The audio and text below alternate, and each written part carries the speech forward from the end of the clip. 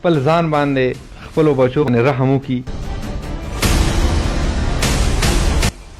غیر ضروري بازارونو ته ګڼو ته ځایونو ته د نه راوځي.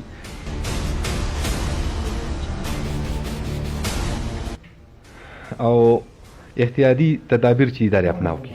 خلکو کې موږ وایو چې اویرنس راشي ځکه چې کوم دا لهر چې کوم چې دی دا دغه زړو دوو نه دا تیز دی. بسم الله الرحمن الرحیم. زه یم معاذ یوسفزی او تاسو ګورئ لایف نیوز.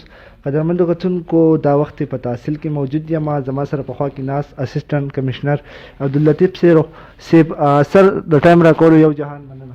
مهرباني شکریه ستاسو راتګ ډېره ډېره مهرباني.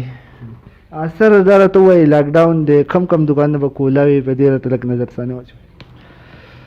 د هغې کم نوټیفیکیشن چې کم شوی دی د هغې خو مونږ تاسو به ګورئ په بازارونو کې مونږ بار بار اناونسمنټ په ټیمې په ذریعه باندې مونږ اناونسمنټ مونږ کړي دي چې دا به بند دي دا به کولاوي. خلکو ته تقریبا چې ټولو ته پته ده. سر دا راته ووایي څوک ماسک نه چې سینیټایزر وغیره یا احتیاطي تدابیر نه فالو کوي د هغو خلاف په کومه کاروایي کېږي؟ په تیر هغه باندې هم زه وتی وم تقریبا ډیلی بیسس باندې زه هم وځم ایډیشنلي سیم زما وځي مونږ وځو. مونږ خلکو کې مونږ وایو چې اویرنس راشي ځکه چې کوم دا لهر چې کوم چې دی دا دغه زړو دوو نه دا تیز دی. نو که نه لاونه خو مونږ دا کوشش دی چې خلک کنوینس شي واوري خبره مطمئن شي.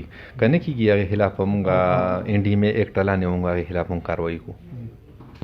سر دا راته ووایي عوامو له څه پیغام ورکوئ؟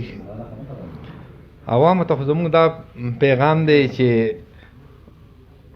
جی بالکل قدرمندو کتونکو دا و زموږ اسسټنټ کمشنر عبداللطیف صاحب د دوی خبرو تاسو واورېدې چې دوی په خپل پیغام کې دا ووایي چې عوامو ته دا پکار دي چې هغو احتیاطي تدابیر پالو کړي او ماسک وغیره سینیټایزر دا یوز کوي او فاصله ساتي. د بل پروګرام پورې خپل کوربه معاذ خان له اجازت راکوئ.